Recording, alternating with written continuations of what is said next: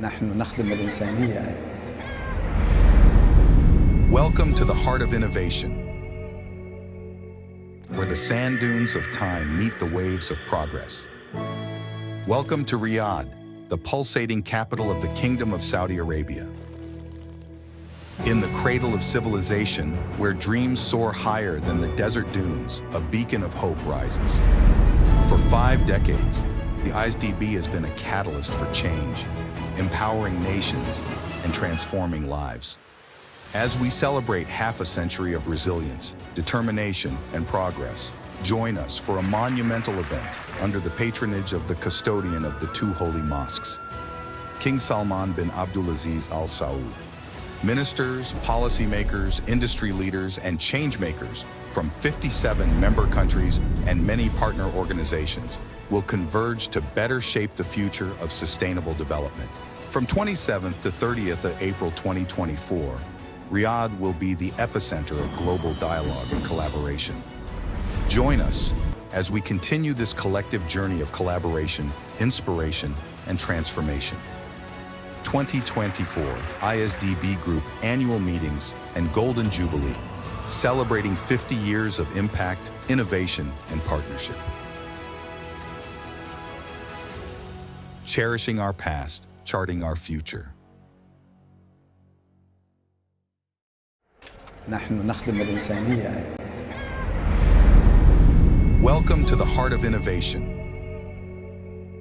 where the sand dunes of time meet the waves of progress. Welcome to Riyadh, the pulsating capital of the Kingdom of Saudi Arabia. In the cradle of civilization, where dreams soar higher than the desert dunes, a beacon of hope rises. For 5 decades, the ISDB has been a catalyst for change, empowering nations and transforming lives. As we celebrate half a century of resilience, determination, and progress, join us for a monumental event under the patronage of the custodian of the 2 holy mosques, King Salman bin Abdulaziz Al Saud. Ministers, policymakers, industry leaders, and changemakers from 57 member countries and many partner organizations will converge to better shape the future of sustainable development. From 27th to 30th of April 2024, Riyadh will be the epicenter of global dialogue and collaboration. Join us as we continue this collective journey of collaboration, inspiration, and transformation. 2024 ISDB Group Annual Meetings and Golden Jubilee, celebrating 50 years of impact, innovation, and partnership. Cherishing our past, charting our future. نحن نخدم الإنسانية. Welcome to the heart of innovation, where the sand dunes of time meet the waves of progress. Welcome to Riyadh, the pulsating capital of the Kingdom of Saudi Arabia. In the cradle of civilization, where dreams soar higher than the desert dunes, a beacon of hope rises. For 5 decades, the ISDB has been a catalyst for change, empowering nations and transforming lives. As we celebrate half a century of resilience, determination, and progress, join us for a monumental event under the patronage of the custodian of the 2 holy mosques, King Salman bin Abdulaziz Al Saud. Ministers, policymakers, industry leaders, and changemakers from 57 member countries and many partner organizations will converge to better shape the future of sustainable development. From 27th to 30th of April 2024, Riyadh will be the epicenter of global dialogue and collaboration. Join us as we continue this collective journey of collaboration, inspiration, and transformation. 2024 ISDB Group Annual Meetings and Golden Jubilee, celebrating 50 years of impact, innovation, and partnership. Cherishing our past, charting our future. نحن نخدم الإنسانية. Welcome to the heart of innovation, where the sand dunes of time meet the waves of progress. Welcome to Riyadh, the pulsating capital of the Kingdom of Saudi Arabia. In the cradle of civilization, where dreams soar higher than the desert dunes, a beacon of hope rises. For 5 decades, the ISDB has been a catalyst for change, empowering nations and transforming lives. As we celebrate half a century of resilience, determination, and progress, join us for a monumental event under the patronage of the custodian of the 2 holy mosques, King Salman bin Abdulaziz Al Saud. Ministers, policymakers, industry leaders, and changemakers from 57 member countries and many partner organizations will converge to better shape the future of sustainable development. From 27th to 30th of April 2024, Riyadh will be the epicenter of global dialogue and collaboration. Join us as we continue this collective journey of collaboration, inspiration, and transformation. 2024 ISDB Group Annual Meetings and Golden Jubilee, celebrating 50 years of impact, innovation, and partnership. Cherishing our past, charting our future. نحن نخدم الإنسانية. Welcome to the heart of innovation, where the sand dunes of time meet the waves of progress. Welcome to Riyadh, the pulsating capital of the Kingdom of Saudi Arabia. In the cradle of civilization, where dreams soar higher than the desert dunes, a beacon of hope rises. For 5 decades, the ISDB has been a catalyst for change, empowering nations and transforming lives. As we celebrate half a century of resilience, determination, and progress, join us for a monumental event under the patronage of the custodian of the 2 holy mosques, King Salman bin Abdulaziz Al Saud. Ministers, policymakers, industry leaders, and changemakers from 57 member countries and many partner organizations will converge to better shape the future of sustainable development. From 27th to 30th of April 2024, Riyadh will be the epicenter of global dialogue and collaboration. Join us as we continue this collective journey of collaboration, inspiration, and transformation. 2024 ISDB Group Annual Meetings and Golden Jubilee, celebrating 50 years of impact, innovation, and partnership. Cherishing our past, charting our future. نحن نخدم الإنسانية. Welcome to the heart of innovation, where the sand dunes of time meet the waves of progress. Welcome to Riyadh, the pulsating capital of the Kingdom of Saudi Arabia. In the cradle of civilization, where dreams soar higher than the desert dunes, a beacon of hope rises. For 5 decades, the ISDB has been a catalyst for change, empowering nations and transforming lives. As we celebrate half a century of resilience, determination, and progress, join us for a monumental event under the patronage of the custodian of the 2 holy mosques, King Salman bin Abdulaziz Al Saud. Ministers, policymakers, industry leaders, and changemakers from 57 member countries and many partner organizations will converge to better shape the future of sustainable development. From 27th to 30th of April 2024, Riyadh will be the epicenter of global dialogue and collaboration. Join us as we continue this collective journey of collaboration, inspiration, and transformation. 2024 ISDB Group Annual Meetings and Golden Jubilee, celebrating 50 years of impact, innovation, and partnership. Cherishing our past, charting our future. نحن نخدم الإنسانية.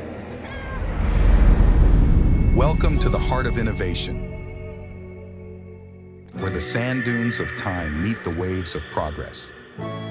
Welcome to Riyadh, the pulsating capital of the Kingdom of Saudi Arabia. In the cradle of civilization, where dreams soar higher than the desert dunes, a beacon of hope rises.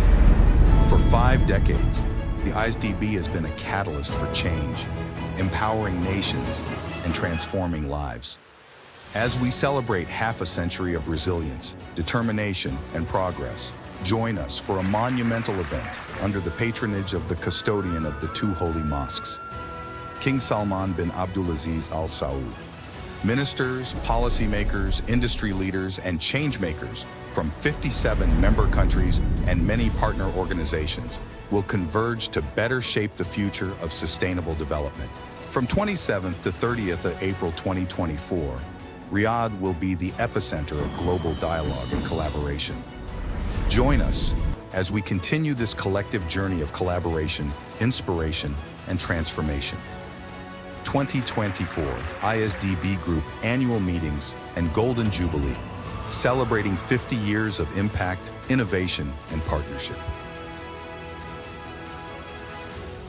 Cherishing our past, charting our future. نحن نخدم الإنسانية. Welcome to the heart of innovation, where the sand dunes of time meet the waves of progress. Welcome to Riyadh, the pulsating capital of the Kingdom of Saudi Arabia.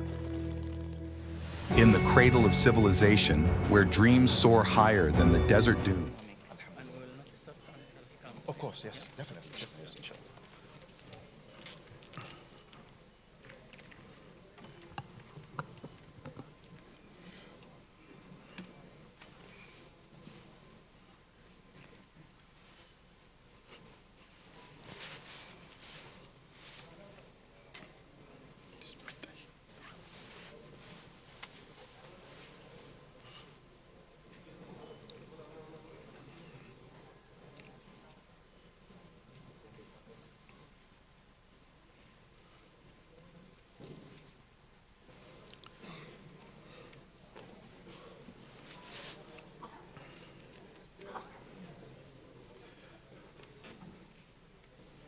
And for colleagues who are outside of the room, please, if you can make your way in as more guests come in so that they can have a space somewhere behind.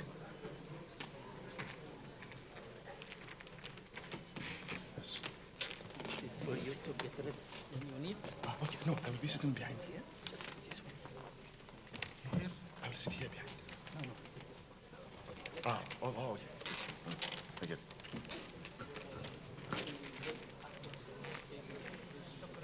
Okay. Okay.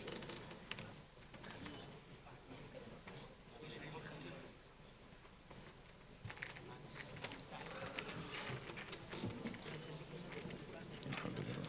Okay, Dr. Samson. اسمع الكلمة. هنا.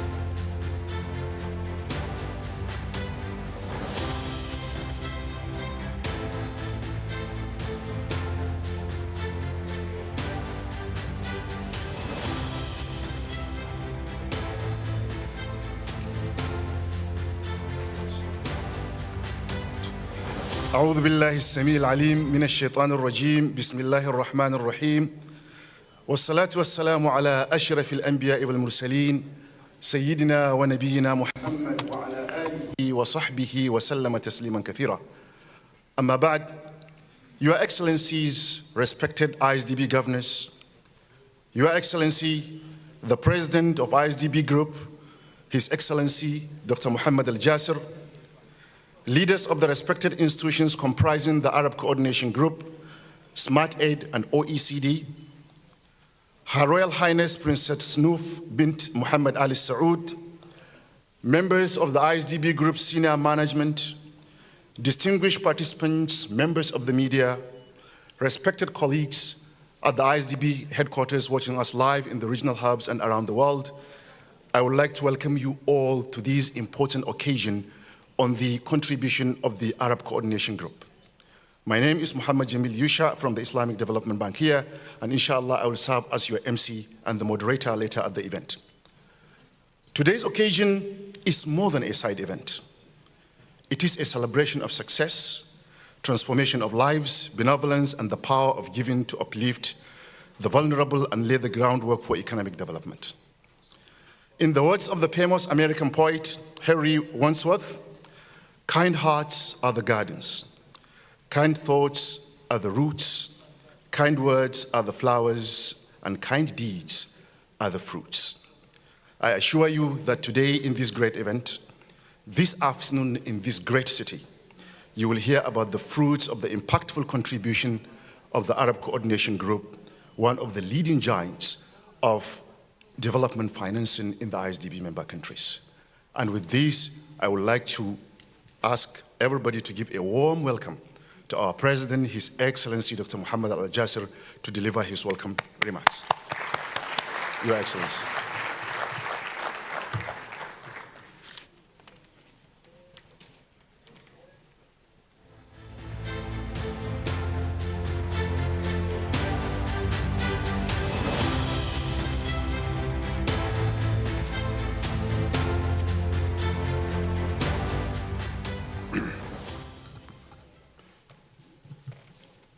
بسم الله الرحمن الرحيم والصلاة والسلام على أفضل الأنبياء والمرسلين سيدنا ونبينا محمد وعلى آله وصحبه أجمعين ومن تبعهم بإحسان إلى يوم الدين.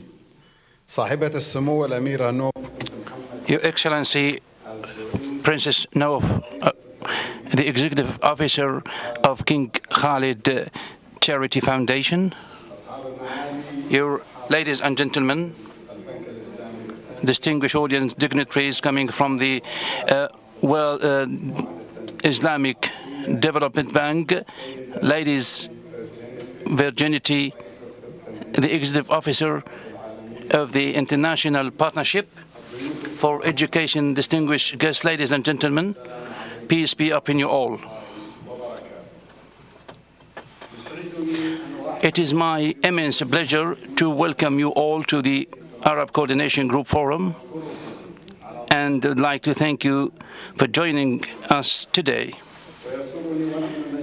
And as we convene amidst the joyous festivities commemorating ISDB's Golden Jubilee, I am delighted to recognize yet another momentous occasion on the horizon, the upcoming Golden Jubilee of the Arab Coordination Group, ACG, yet to be held in 2025. Established in 1975, the ACG has constantly led the charge in delivering synchronized, developed finance solutions addressing diverse social needs spanning infrastructure, healthcare, education, and agriculture. Uniting 10 development institutions in a strategic alliance dedicated to propelling sustainable development worldwide, the ACG has financed to date more than 11,000 development projects in over 160 countries in the face of unparalleled challenges like the global food crisis, climate change, energy shortages, and fragility. The ACG has demonstrated remarkable agility. I fondly remember our gathering in June 2022 when we responded swiftly to the food crisis by making a pledge of $10 billion for both immediate relief and long-term support. Today, I'm also proud to say that the AGC is one of the world's largest donor groups, a testament to its unwavering commitment. Another remarkable instance of ACG's impact is its collaboration with the Global Partnership for Education to launch the Smart Financing for Education, the Smart Initiative Education Initiative, utilizing a pool of $500 million. This funding comprising $400 million in loan financing from ACG institutions combined. Ladies and gentlemen, let's now, while joining here and gathering here to celebrate these successes and chart a course for a brighter future for both the ACG and the communities we proudly serve, let us reflect on the timeless wisdom of the renowned Arab philosopher Salafist Ibn Khaldun, in which he says history, at first glance, appears as mere information, but beneath its surface lies a realm of contemplation and reflection. Indeed, today, we are eager to engage in lively discussions with our partners and stakeholders, listening to the experiences, stories, and insights as we are collectively shape the future for the ACG. Let's gather today for vibrant marketplace ideas. Before concluding, I want to extend our sincere appreciation to the OECD for their invaluable collaboration in producing the Arabic Evaluation Glossary, which is a tool that will significantly enhance the effectiveness of our development initiatives. I'd like also to extend our heartfelt gratitude to the Global Partnership for Education and all the partners or participants in the Smart Education session for their commitment to advancing education opportunities for millions of children across the world. Finally, I reaffirm ISDB Group's commitment to enhancing collaboration with ACG members bilaterally and within the ACG alliance alongside all our global development partners. Let's persistently advance with resolve and unity, inspired by our shared commitment to building a more sustainable and prosperous future for all. Thank you very much. Your attention is highly appreciated.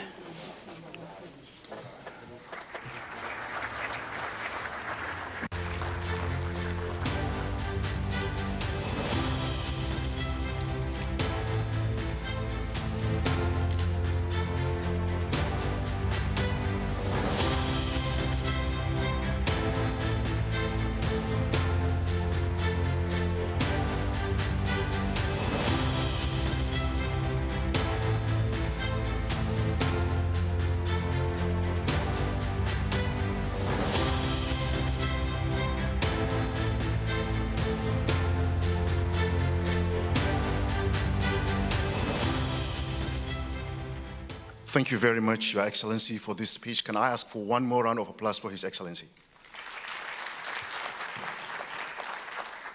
The Arab Coordination Group is a major development financier for the ISDB member countries. So far, it has financed more than 1,000 projects and programs in various sectors such as agriculture, education, energy, health, transport, water, and sanitation. And just pause for a moment. The Arab Coordination Group has spent more than 45 billion, benefiting more than 80 countries in Africa, Asia, Europe, and Latin America. And please, not to get you tired, Many people have contributed to this feat. Can we give a warm applause to anybody who is part of this story? Now moving to the next part of the conversation, my colleague and senior advisor to the President, Engineer Muhammad Saati, is going to lead a panel discussion. Can we give him a warm welcome?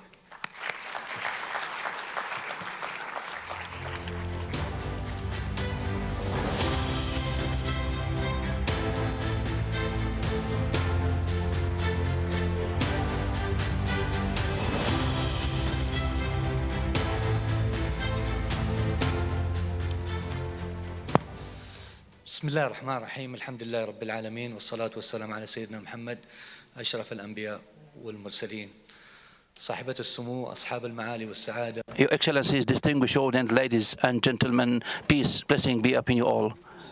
I'm honored on behalf of the DB group to host you and welcome you to this session, to this forum about the Arab Coordination Group. I'm honored as well to coordinate and moderate this session where we'll be discussing the partnerships, the strong and robust partnership, and also look into the 50 years and also look into the future.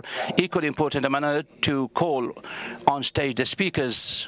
Kindly requested to go on stage first and foremost His Excellency Badr Assad, the Director General of the Arab Social and Economic Development Fund, and His Excellency Abdul Hamid Al Khalifa, Dr. Abdul Hamid Al Khalifa, President of OPEC Development Fund, His Excellency Muhammad Khalifa Suwaidi, the Director General of Abu Dhabi Development Fund, His Excellency Sultan Al Marshad, Executive Officer for the Saudi Development Fund, Nasir Al Qahtani, Director General of Al Khalij Development Fund, and His Excellency Dr. Sidi Kita, Minister of Finance and Economy Affairs in the Gambia.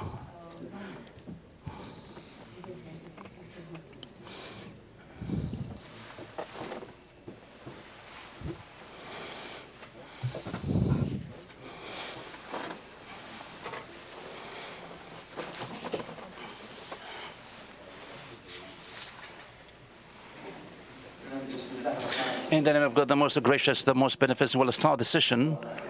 As His Excellency has previously said in his keynote speech about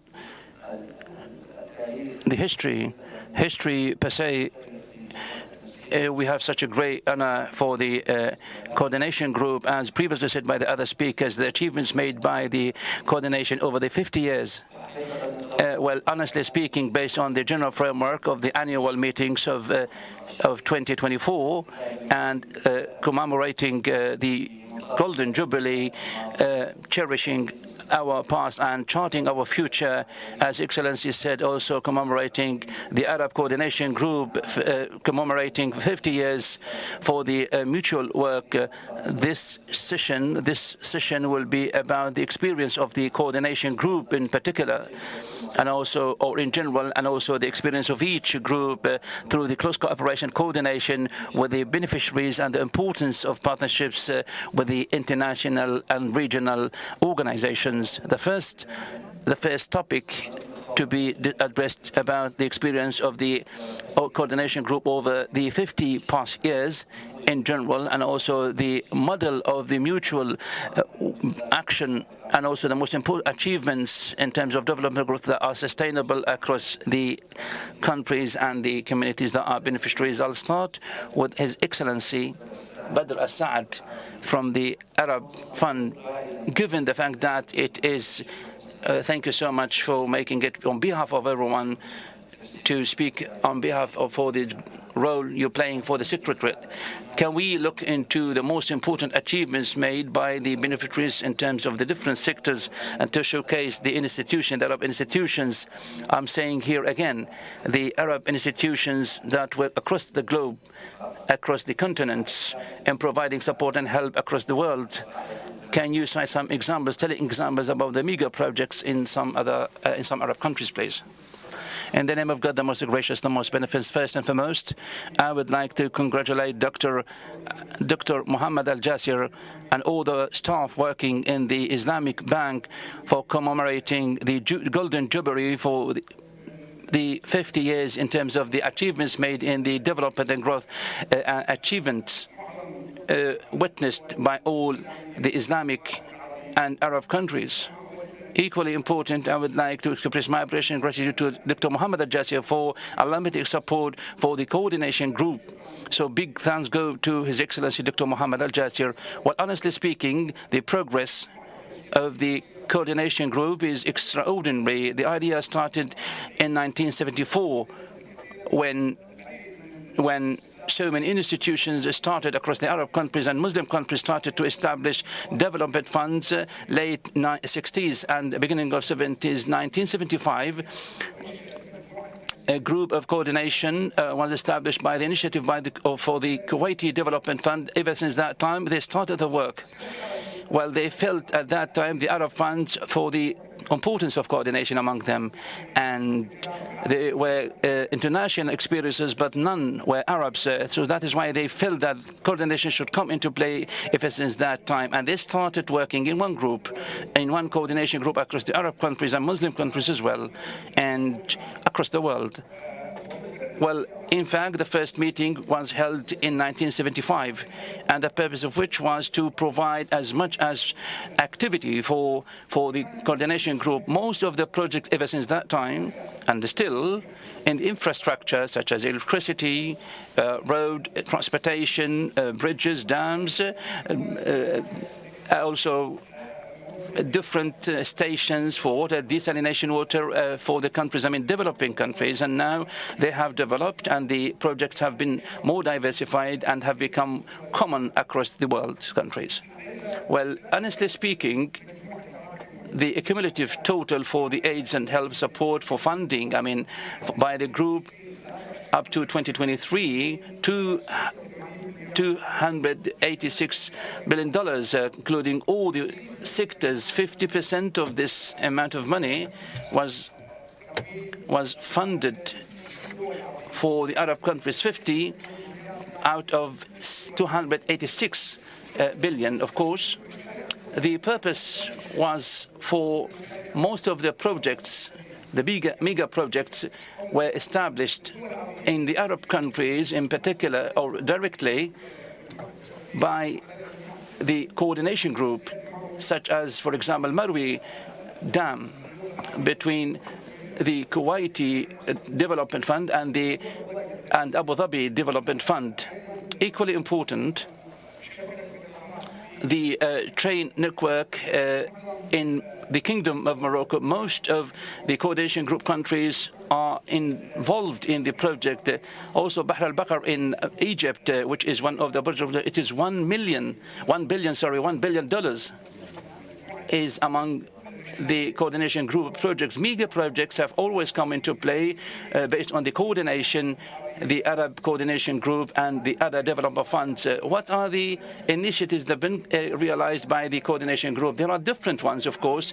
His Excellency Dr. Mohammed Al-Jasir has already talked about the initiative, the food security initiative, also the climate change initiative, also the announcements of coordination group for more sustainable to support sustainable development in Africa.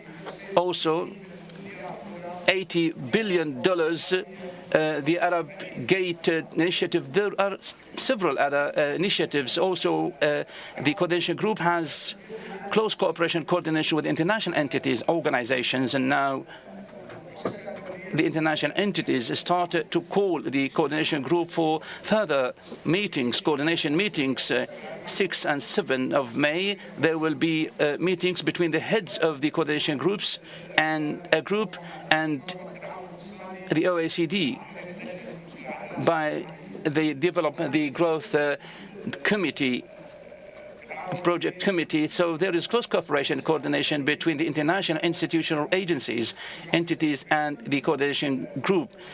At the same time, in the same vein, there is also close cooperation between the UN with 1 million DB and this kind of action that has been done by the coordination group. So this is in brief about the achievements made and yet to be made in terms of the cooperation and coordination with the entities. Thank you very so much.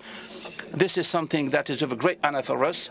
The number referred to you by Mr. Badr is more than $287 billion over the 50 years, something that is really a place of honor, a place of appreciation, gratitude, to express further appreciation and gratitude. Thank you as well. Moving ahead to Dr. Abdul Hamid. Of course, you have been a pioneer in terms of enabling and empowering the coordination group in certain international events or forums, because it is based and headquartered in Vienna, such as development, sustainable development and growth. I wanted just you, of course, to shed some fresh light about the development efficiency and effectiveness, of course, and the impact, the results realized so far in terms of financing, as referred to by Mr. Badr. What about the close cooperation and coordination with the global entities and partnerships and partners? Thank you so much. First and foremost, I'd like to express my appreciation and gratitude to the Bank Development and the Kingdom of Saudi Arabia for making it possible here to get engaged.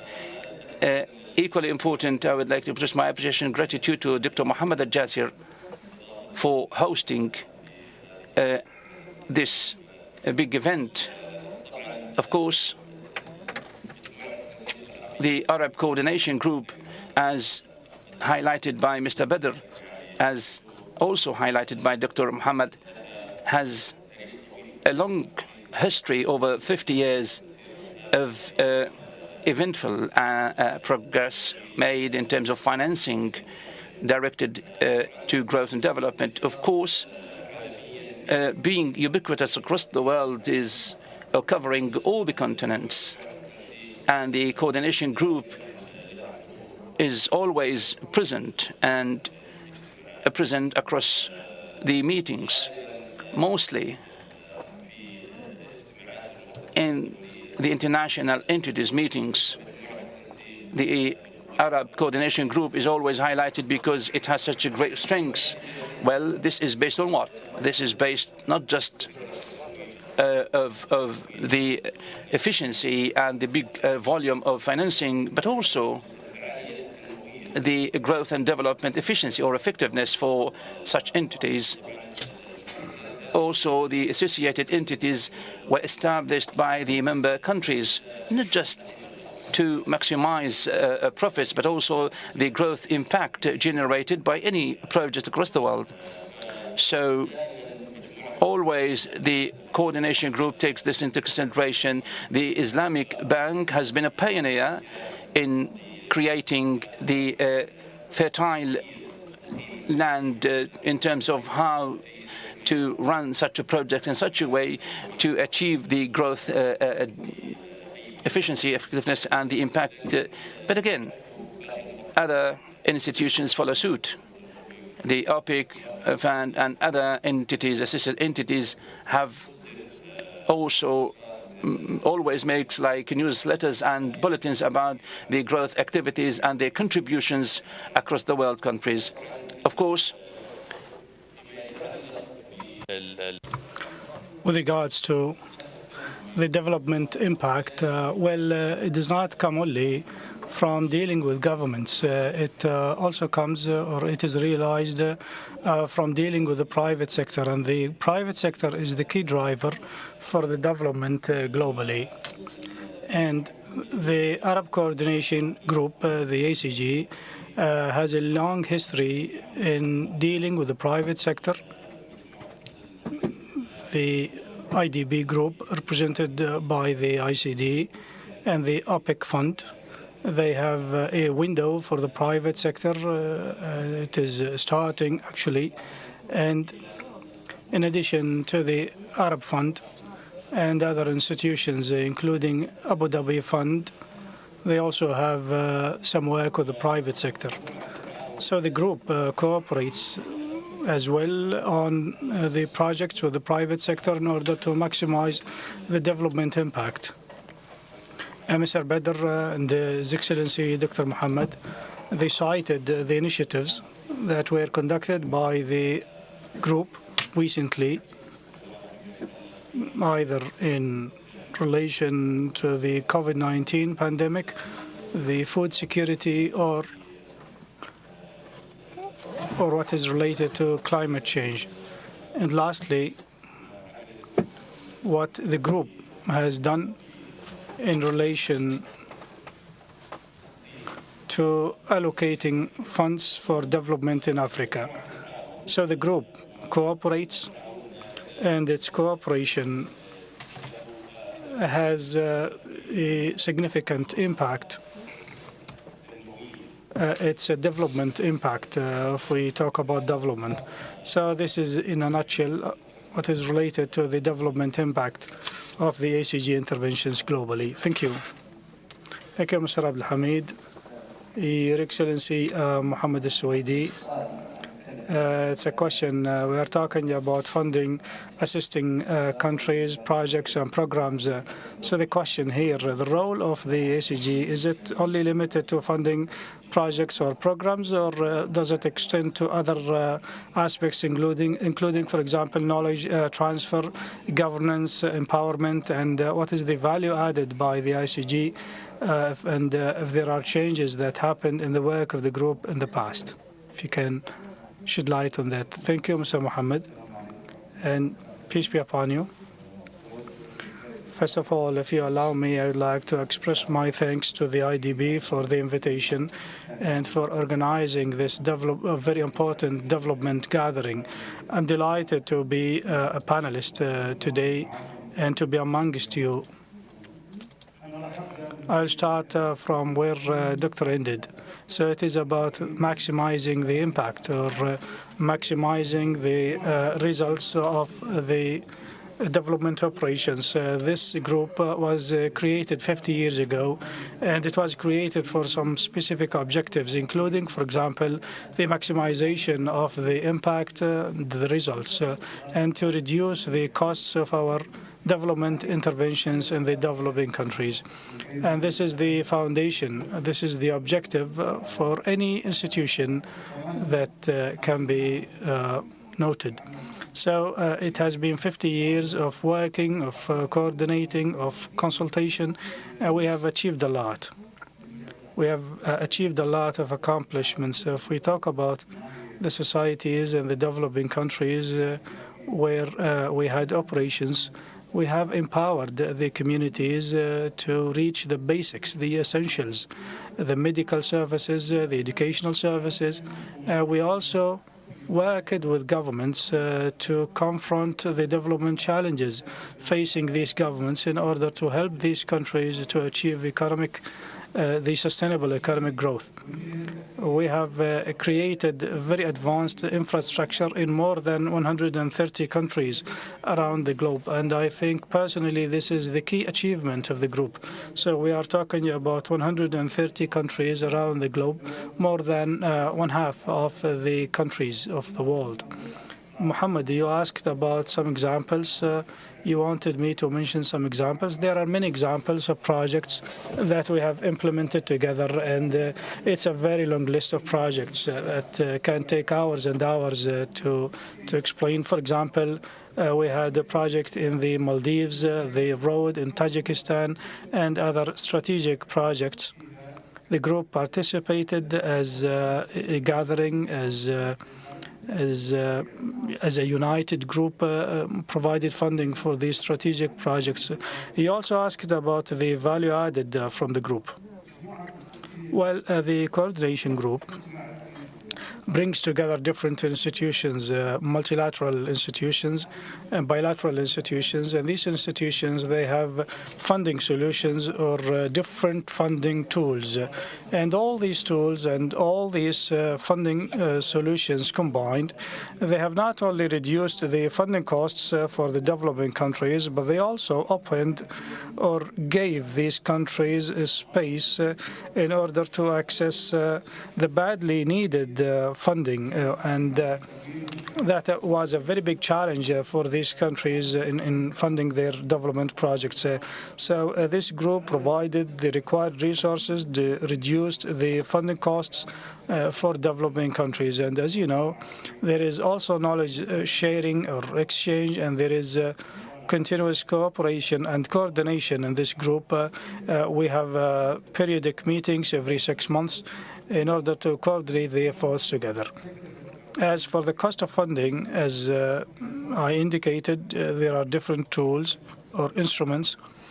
But as you know, Mohammed, the coordination group was also cooperating internally in different fields, including, for example, the mission reports, the feasibility studies, and the withdrawal applications and the agreements.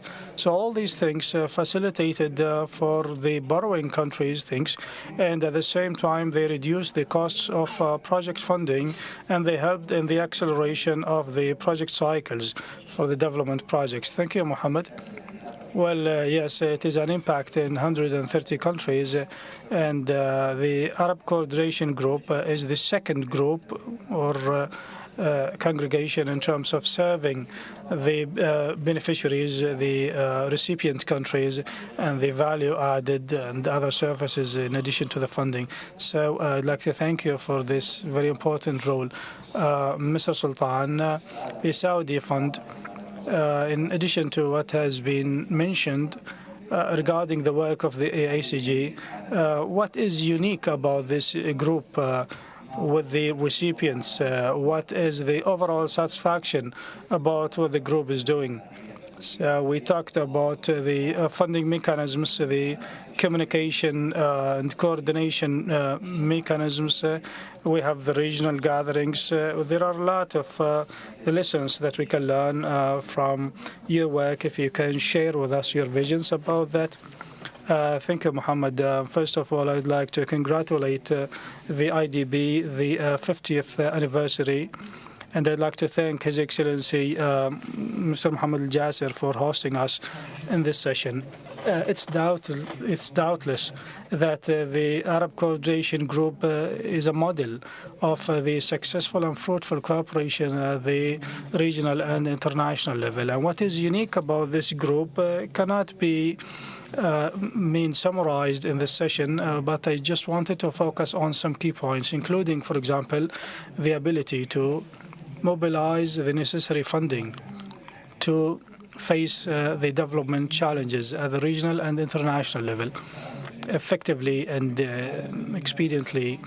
And for example, in the past couple of years, the group managed to mobilize more than $84 billion to face a number of international initiatives, some challenges facing the international community, including, for example, climate change, food security, and the support to the African continent.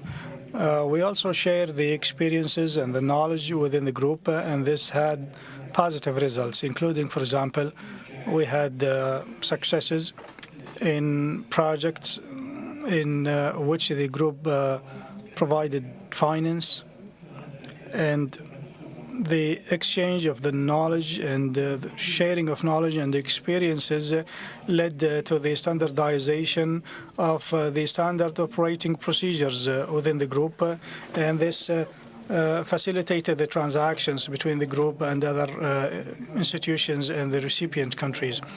And the integration inside the group and the complementarity led to having diverse products.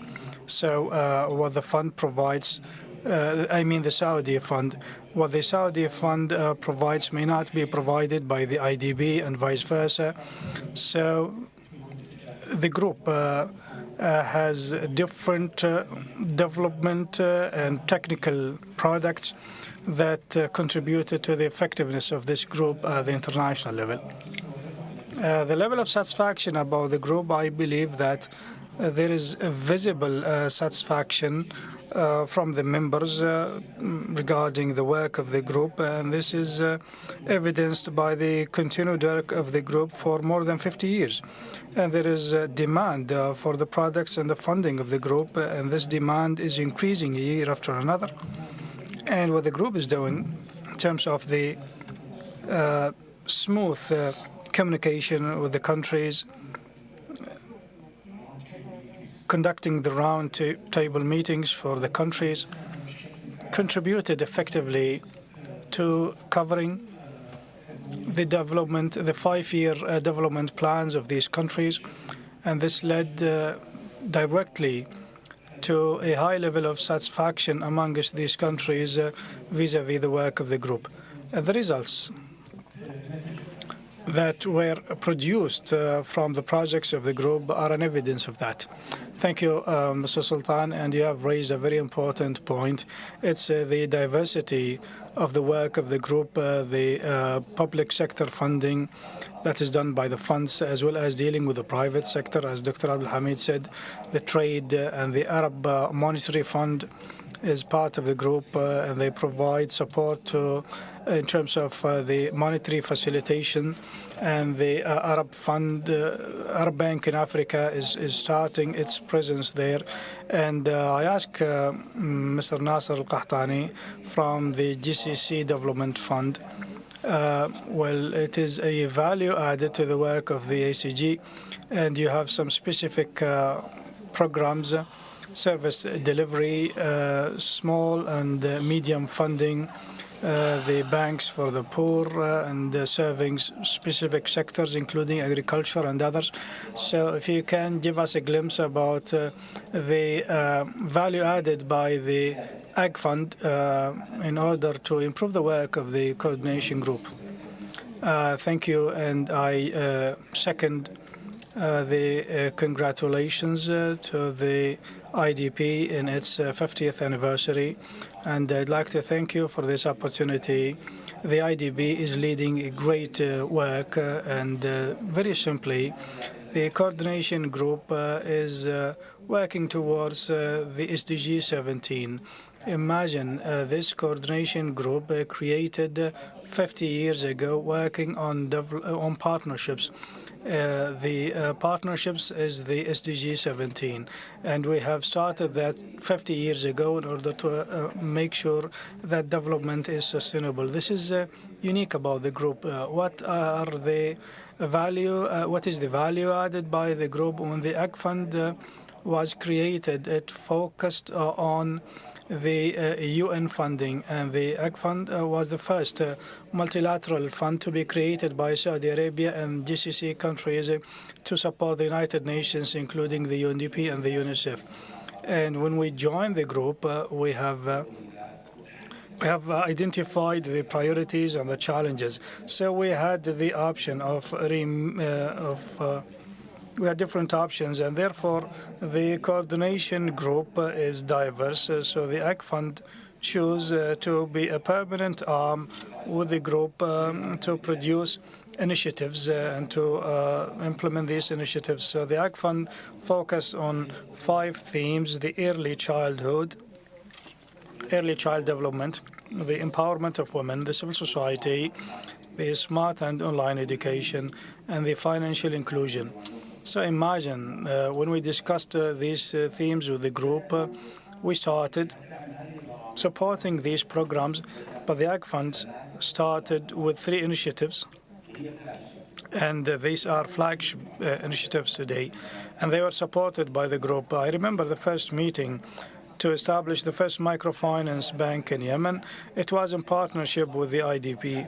When we came back from that initiative, 2 more initiatives were created. The first was the Banks of the Poor by the Ag Fund and the Solidarity Fund by the IDB.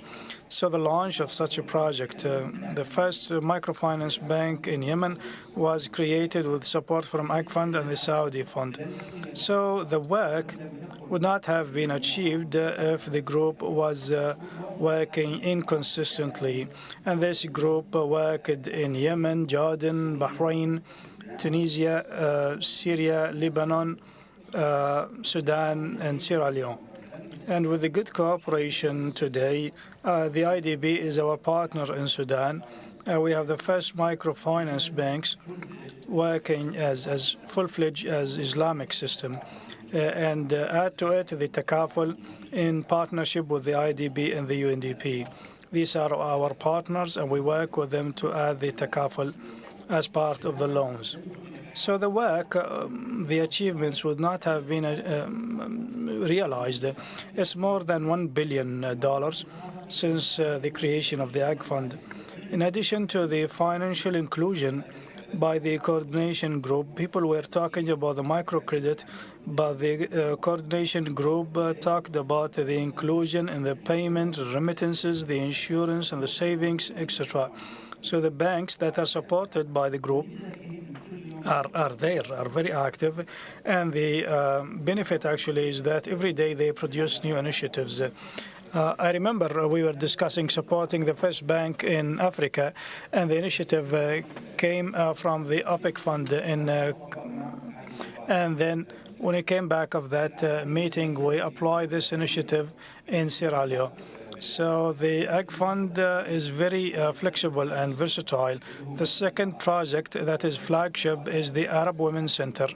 It started with an initiative from the Ag Fund and the UNDP under the umbrella of the League of Arab States, and all members of the coordination group supported it, in addition to the youth education.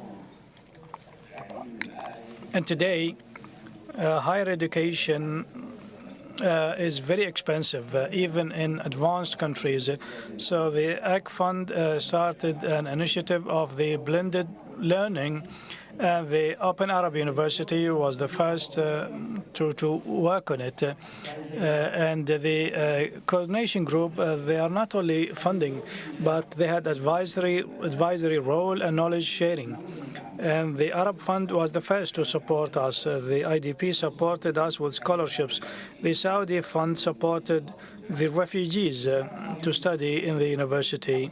In the Open Arab Fund today, the education is accessible, affordable, and sustainable. And this university has already served 400,000 people who would not have any chances in education. Most of them were poor, and it has so far 60,000 graduates. So this model was validated in the Open British University and then implemented in ours. So this makes us unique, complementing each other, and the group now is working to expand this to Africa. Thank you, Nasser.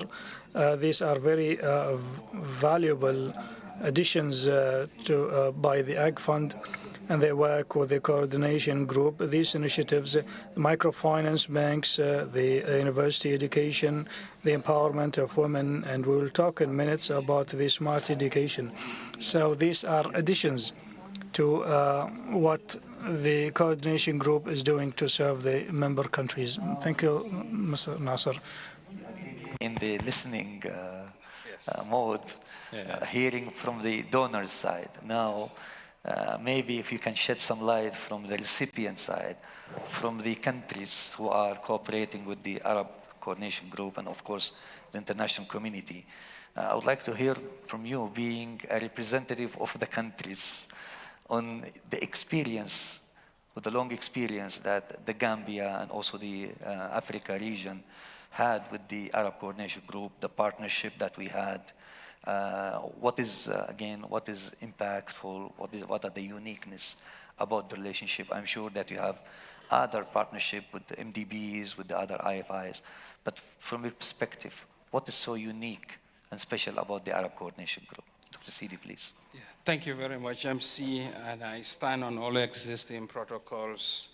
I will begin by extending our thanks and appreciation to the President of the Islamic Development Bank Group and the Kingdom of Saudi Arabia for the hospitality accorded to us, to me and my delegation since our arrival in this beautiful city of Riyadh. We will begin by saying that the intervention and the relationship between beneficiary countries like the Gambia and the Arab Coordination Group has been one of true partnership in development. Over the years, which spans more than 44 years for the case of the Gambia, the Arab Coordination Group has been one consistent source of financing for our development. And I will hasten to add one point. This is one financial institution group that has never ever suspended operation at any one point in our development agenda. Through thick and thin, they have been with us, regardless of the challenges of development. And over the 44 years, the Gambia has benefited from a financing volume of more than $1.5 billion from the Arab Coordination Group. Yeah.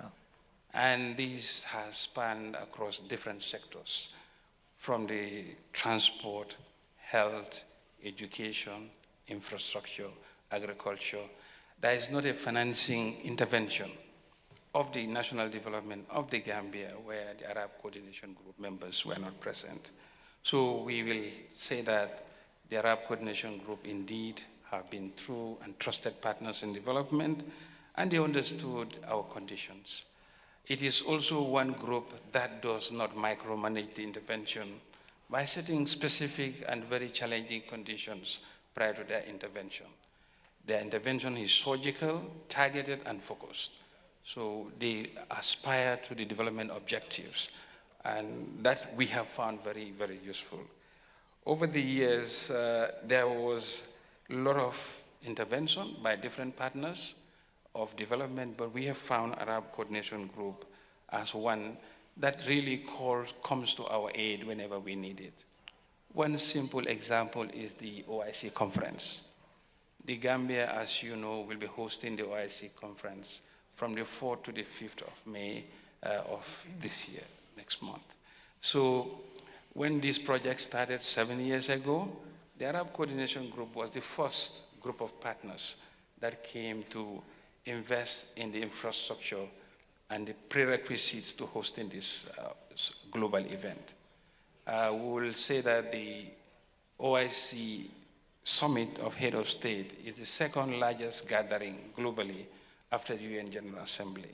So the intervention has been in areas such as electricity, water, rural-urban roads, as well as the main artery of the Batin Hardin Highway, which will be leading to the conference center. So we have, for the first time in the history of Gambia, we'll be having a flyover, and it has eased traffic in the urban areas by a magnitude that we can only express. So in a nutshell, what we can say is that the Arab Coordination Group has done very well, and their mode of intervention, they can only build on it, and the surgical intervention nature without conditionalities has made them really, really, really reliable partners in development. Okay, thank you. Sure. Thank you very much, Dr. Sidi. And we recognize and appreciate also the hosting of the Gambia of the next OIC summit in a few days. Inshallah, we wish success, and inshallah, we wish for good results and good resolutions. At the same time, again, thank you for the attestation of the contribution of the Arab Coordination Group in the Gambia and also in Africa in helping on all types of development, social and infrastructure. And again, we are very proud of the role that the ACG has played, and we look forward, inshallah, for more and more, inshallah, in Africa, inshallah. Thank you. Okay, now we'll move to the second theme of this discussion. And we have heard from their excellencies the understanding of what has been achieved. We moving forward or backward, what happened in the past 50 years.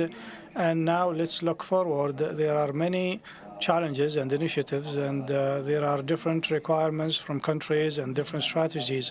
So if you can enlighten us about the future of the work of the ACG, are there changes, are there developments in the future based on the lessons learned, how the initiatives will be implemented by the group as food security, energy, climate change, and Africa. So if we can start with Mr. Badr. Your Excellency, you have mentioned that the coordination group announced a set of initiatives to address challenges, including food security. And before it, COVID-19, there was an initiative for 10 billion, and we have exceeded the target in it. We have now food security, climate change, energy, and the African initiative. So what is the level of progress by the group so far in implementing these initiatives, and how to develop the bilateral or the joint work mechanisms working with partners, and how can we benefit from the lessons learned? Thank you. Mohammed? I think there are two questions that we need to address. What the coordination group, is it fulfilling the aspirations or the expectations of the group? I think no. The second question, can the group can it have a larger impact on development? I think yes. So there are three aspects that need to be examined in order to increase coordination and to maximize the impact. Number one, the group needs to play a pivotal role in addressing the challenges. I'll give you an example. Most of the group members, they have main defaults in the loans. So we need to have a standardized mechanism to approach, to address these defaulted loans, and how to address the joint loans. Why do we go to the Paris Club? Why don't we have our own standards? And number two, I think there are multiple crises in our countries and in the developing countries. Why don't we have a unified response for these emergencies and for these disasters? Yes, sometimes there are reactions that are not coherent. When we had COVID-19, for example, we approved 10 billion.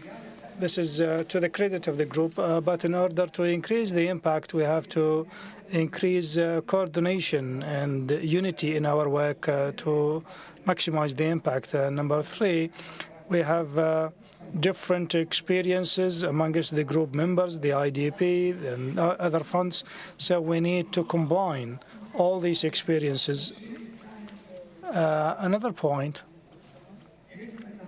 we need to develop a partnership approach amongst ourselves and with other international institutions. So we need to deal with international institutions coherently in order to increase consistency.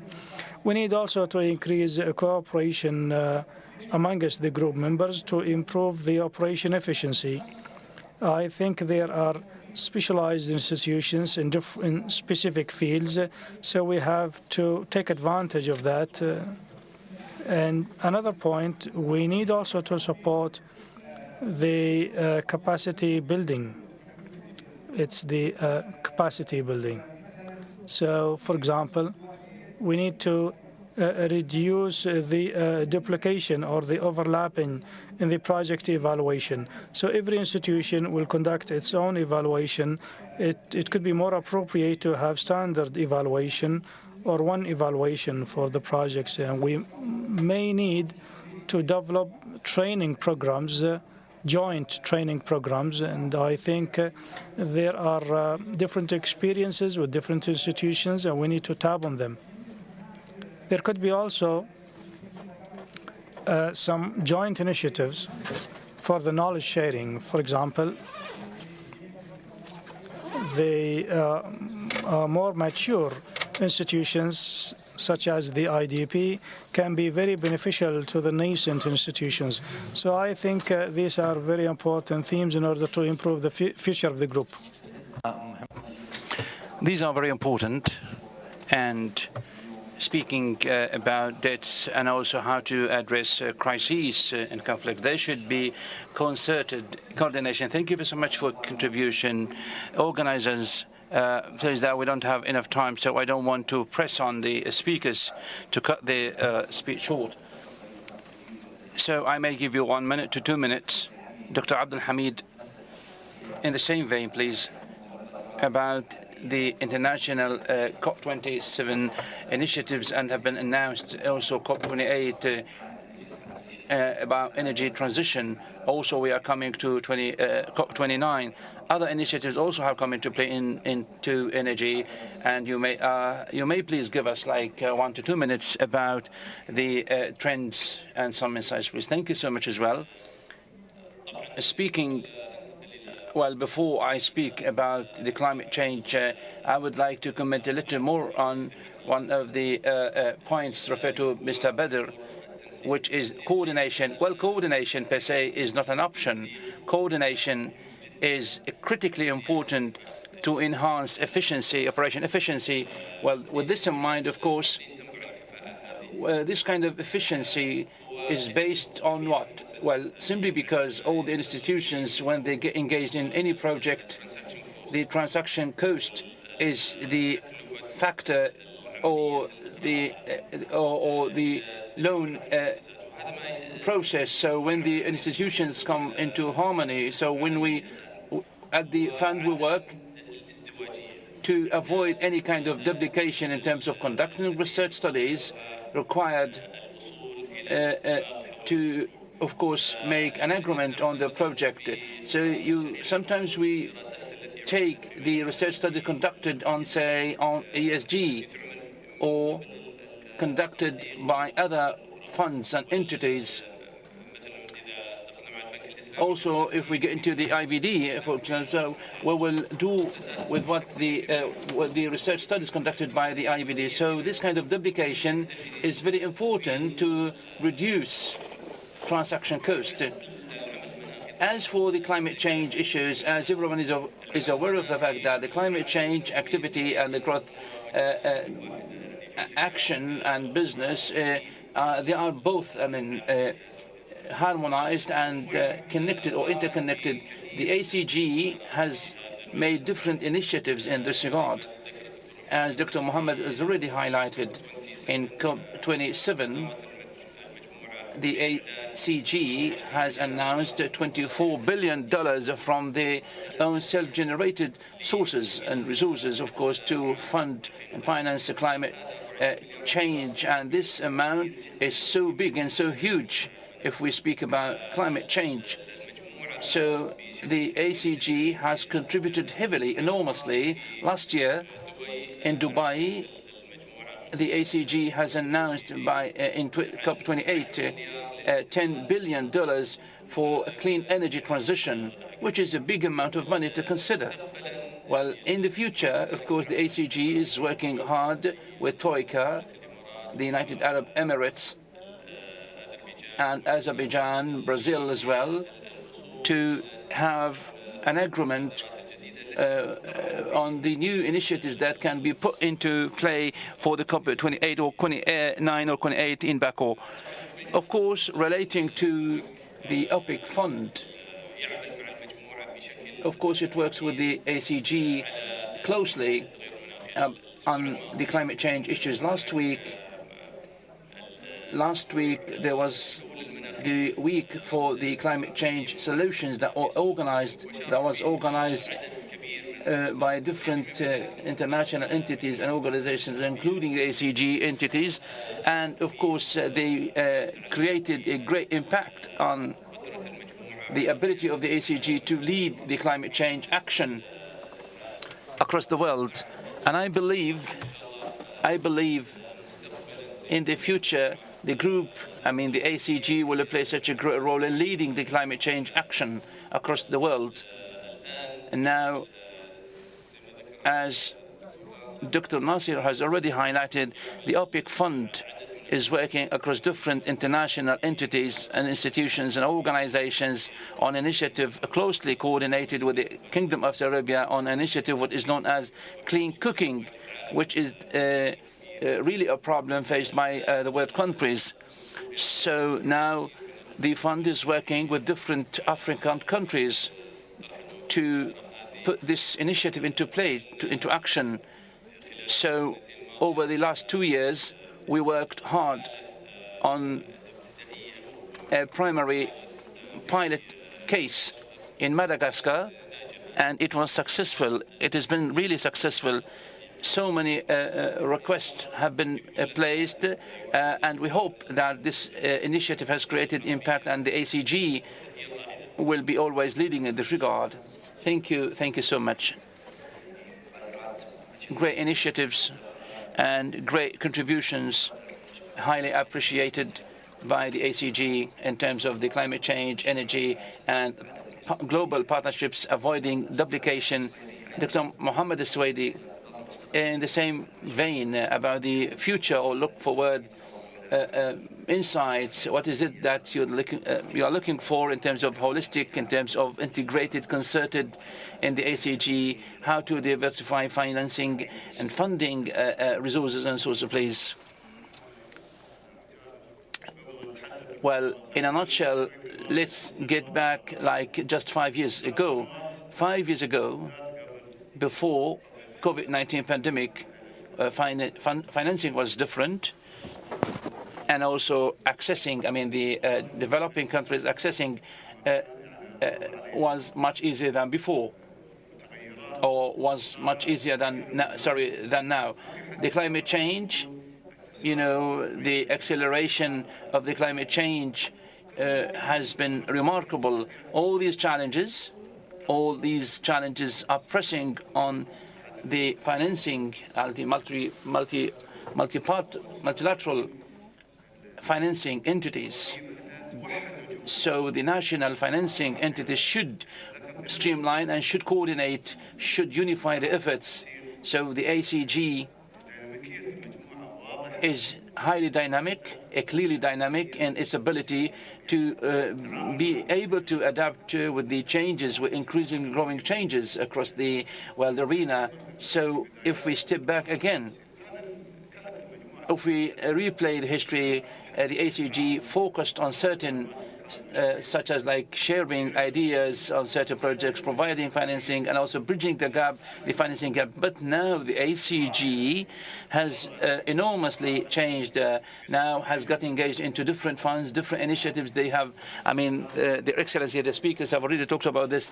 Now we're speaking about $24 billion being provided by the ACG. Today we announced like $10 billion in United Arab Emirates. So all these efforts reflect the dynamics of dynamism of the ACG, which reflects also the coordination between the entities. Also Al-Aish Livelihoods Fund, it has really provided $2.5 billion.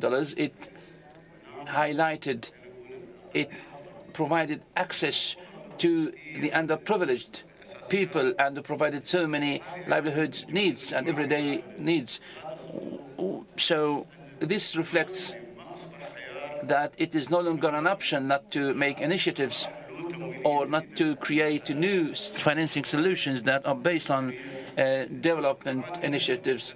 If we'd like to speak about Abu Dhabi Development and Growth Fund, particularly when it comes to renewable energy, we started this with ARENA, and we provided $350 million.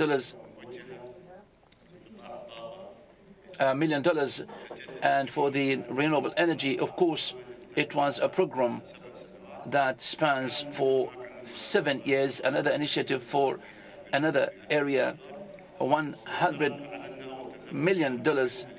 And also recently we have made it like $400 million. I know that we are running out of time, but please give me a little time to speak about the Arab Gate. One of the most important initiatives made by the ACG is the information. As you know, information is power. It has provided so much data and information, and it has really made us to create and make such decisions and make contributions. But again, it has provided for the entire Arab countries a platform with much information, data. So this initiative should be always highlighted, should be developed, should be further showcased, and should be widely published. Thank you. Thank you as well. Thank you, Mr. Mohammed, and thanks for bringing it on board to speak about this and all the ideas. I would really like to highlight your ideas that you have brought on stage. It has really a wealth of information, a wealth of data, a wealth of ideas and insights. We hope it reaches to higher stages. equally important also the livelihoods fund also are very important. The ACG, the IDB, and also Melinda Gates Foundation, represented by the Kingdom of Saudi Arabia, represented also by the King Salman also fund, and ISFD and the IBD. They are all partners, key partners, and we are coming to a new yet big and most important stage. Mr. Sultan, also quickly, please. What is your future look into the ACG and how it can further develop, and also the African initiative that they have recently announced in Riyadh? We were happy really to attend the announcement all the way up to 2030 at about $50 billion. Do you have any idea about the progress made or yet to be made, please? Thank you, Mr. Mohammed. The announcement of $50 billion announced in the African Saudi Summit was a result of the strictly rich relationship between the Kingdom of Saudi Arabia and the continent countries of Africa, the Saudi African countries. After the COVID-19 pandemic, there has been a big change in the strategies of the ACG, focusing further on different sectors which are required by the current situation. Most importantly, I believe, is the telecommunication and IT. So this sector is critically important for all the social services sector in economy, education, healthcare, and other relevant sectors. I do believe there are strategies developed, of course, by the coordination group partners, and the strategies will be, of course, reviewed by through the meetings, whether the annual or biannual meetings. And I do believe the coordination group, ACG, will work hard to support the international networks. So the partnership, for example, the AADB and the ACG, and also other international networks and partnerships, they have different strategies to be connected, to be paired up with the ACG. So the partnerships, the close cooperation, coordination, and relationship do play a great role. So one of the most important great pathways is the close relationship and partnership with the African continent, because it is one of the most important partners for the ACG. Thank you. Thank you, too. Thank you. Thank you. We hope this all will come into play in terms of the development of the strategies and the upcoming meetings to achieve the targets. Mr. Nasser, also asking you quickly in 1 minute, please, if you have any idea about supporting the ACG. Well, the ACG last year was very much committed to supporting Africa, and what we are working on is, which is the Women's Center. There should be a women's center in the African continent, also providing educational support, so that making education in Africa much less than what it costs now. Also, the financial inclusion.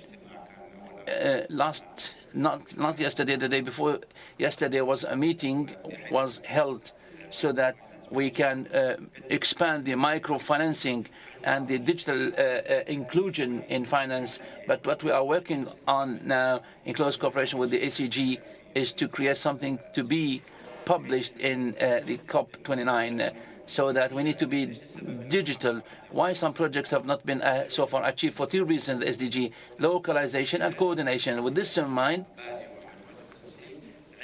we will have high-level workshops where we'll be speaking about the challenges that we face in growth and development, the climate change, the drought, or for security or employment. That is why people working on farms and forgetting all about industry. It is very important because it is 80% of the agricultural production is made by our farmers. That is why we always need to have meetings to introduce and to include and enhance technology into agriculture. So why not now? So because we have the farmers in Sudan, for example, has insurance and based on the weather index. So it is very important not to make previous traditions. It is very much important. This meeting will not be for the coordination group, ICG, but with other partners such as the European Union, the Swiss, the German, because they do believe in what we are doing. So we are looking forward to in COP16, not just to have a cooperation solution, but to have more commitment, more finance. We need the implementation to be supported by real partnerships with the ACG. I believe this is all to be achieved. Thank you so much for the initiatives and the engagement of enablement, empowerment of women and farmers. Also, the initiative of COP16 also will come into play. Dr. Sidi, please, I'll come back to you again for the final. For the kind of like a forward-looking, like the work of the Arab Coordination Group with its recipient countries. Now, you shared with us, the experience so far, but I know that there are lots of challenges facing the Gambia, the Africa continent. What are your expectations? What are some of the opportunities of the future that the ACG can intervene or increase its, I would say, contributions?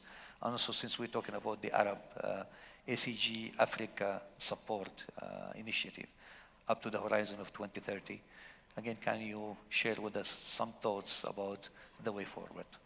Yes, thank you very much, MC. As you have mentioned, the challenges of Gambia, like any developing countries, are multifaceted. This centers from human capital deficit, acute infrastructure deficit, as well as the ongoing polycrisis of climate change, debt, inflation, energy prices, etc. As a result of that, these challenges present opportunities at the same time. We look forward to working with the Arab Coordination Group to invest in these nascent and growing challenges to address the development challenges they present.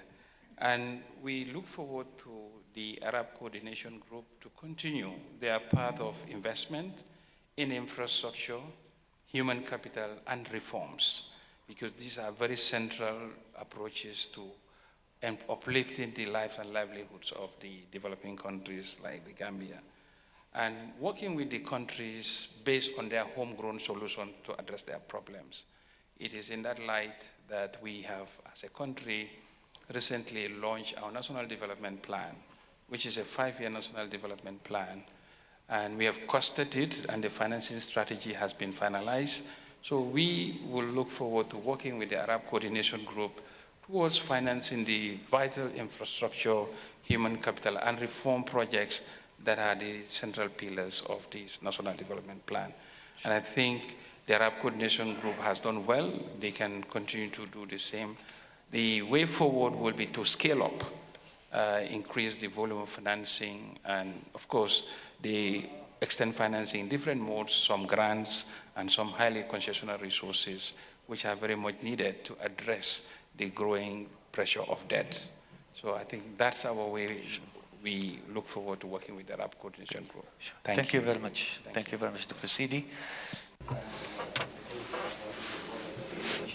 We'll continue to have more impact, more contributions in the same initiatives, and also to go beyond. Human capital, capacity building, the transformation, these are all very, very important areas. apologies for making it a longer time, but on behalf of everyone, I would like to express my appreciation, gratitude to the speakers, the Excellencies, head of the ACG, Dr. Nasser, His Excellency Nasser Abdul Hamid, Mr. Jamshid Sidi, Mr. Sultan, His Excellency Mr. Sultan, His Excellency Badr, and His Excellency Muhammad. Also, one final word, and also I ask the Cisco. I have worked in the ACG for more than 15 years. I worked as the operations manager, and also I was, of course, requested and mandated again to work as the operation manager again. I say it here, what is unique in the ACG is the ease of work when it comes to working with the beneficiaries of the countries, and also the ease of the requirements of the country, and also being committed to the needs of the member countries, and also being committed to the growth and development plans. The ACG makes no mandatory or compulsory conditions and prerequisites. Of course, at the end of the day, it is kind of all win-win partnerships to create more harmonization in the ACG, to streamline and standardize the procedures and actions or the guidelines, even anything that is relating to the assessment of projects, the implementation of projects, and also following up the projects. We have great success stories as a CG. One group, one of the entities leads the ACG, which means to depend on each other. I'd like to conclude, every time they'd ask me about the experience in the ACG, I would say always, and this is history really, we solved so many problems with the member countries by WhatsApp and phone call with the heads of operations and the supervision of the director generals of the groups. This is what is unique about the ACG: friendship, partnership, close coordination, close concerted close cooperation, and so this is what is unique in the ACG. We hope to make more success stories, more cooperation, more efficiency. So I would like to express my appreciation and gratitude to all the speakers. If you'd like to make any contribution, please. Thank you. Special thanks go to the IBD in the Golden Jubilee, and wish them all success and wish them always to make more progress. This is one of the most important sessions, is this one, listening to the ACG and what is it that they have provided in the Arab countries. So, and the Muslim countries and the Arab countries, as an ACG, of course, providing growth and development supports, aids, help, assistance, providing more success stories more than what we have heard or what we have read about. Also, the international entities who provide support, help, aid for their beneficiaries. But it seems for me that most of the organizations are growth and Cisco, of course. Cisco is international entity that focuses on education, growth and development, but also it has played great roles.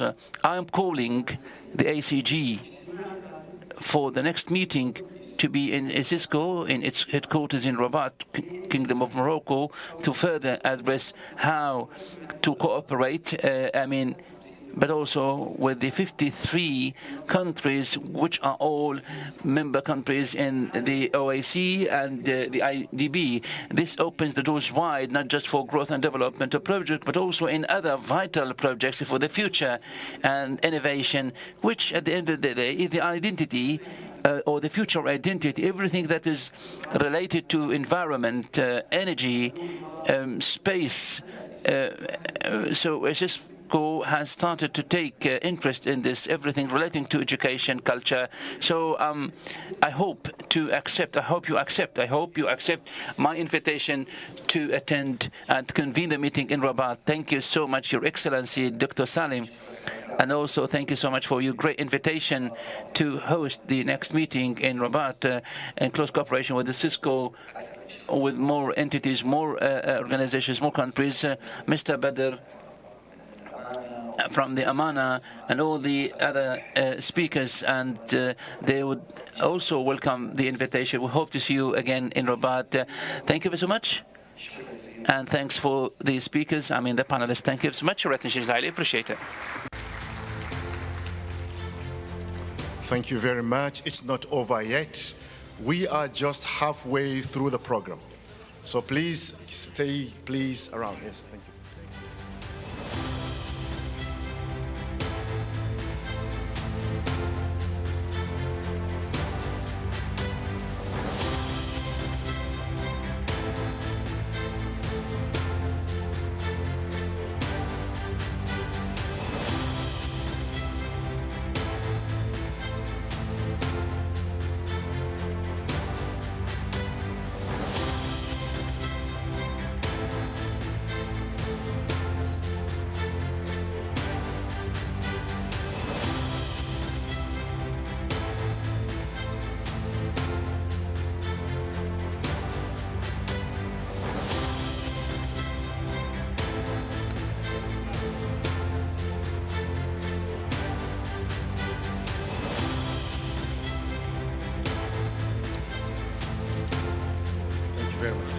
No issue. Thank you. Welcome. It's a pleasure. Assalamu alaikum. It's a pleasure. Assalamu alaikum.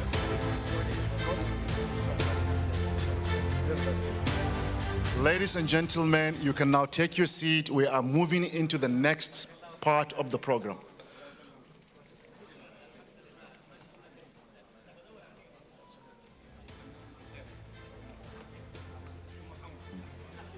Yes, I will call you.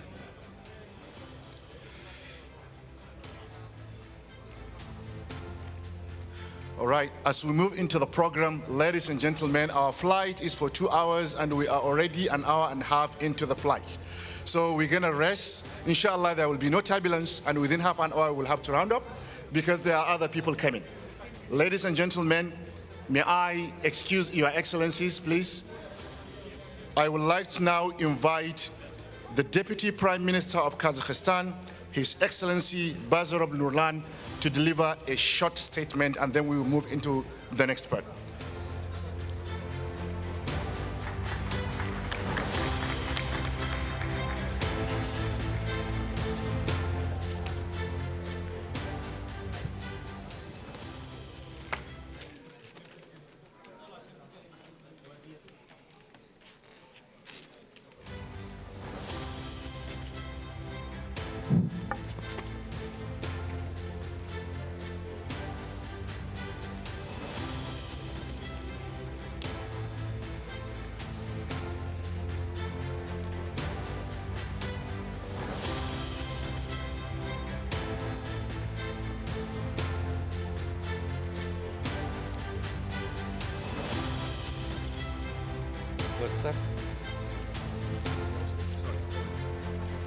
Please be seated. The Deputy Prime Minister is going to speak. Please be seated. Thank you for your understanding. Thank you. Assalamu alaikum wa rahmatullahi wa barakatuh. Let me first of all congratulate you on the 5th anniversary of the Islamic Development Bank. We are interested not only in expanding cooperation with the ICDB, but also with members of the Arab Coordination Group by financing investment projects. For this purpose, we are developing a national infrastructure plan. The main objective of the plan is to drive economic growth and establish the country's infrastructural framework, life support systems, and fulfill the needs of the population. The draft of NIP outlines more than 600 projects across 4 areas amounting to $89 billion. Hence, upcoming investment in the initiatives are expected to generate a ripple effect through job creation, technology transfer, skill enhancement, localization of extensive manufacturing, and establishment of advances at clusters. Within the framework of future cooperation with the Arab Coordination Group. We hope that there will be a positive result in the near future, as the issue of attracting financing from the group will have significant positive impact on all sectors of the economy, including the water system of not only Kazakhstan, but all Central Asia countries. In this regard, we invite the Arab Coordination Group to hold a roundtable in Kazakhstan, the participants of the forum. At the end of my speech, I would like to express my special gratitude to all of you, as well as the entire of ICDB Group for assistance in the development of Kazakhstan's economy. In conclusion, I wish you everyone good health, happiness, success, fruitful work, and prosperity. Thank you for the opportunity to speak.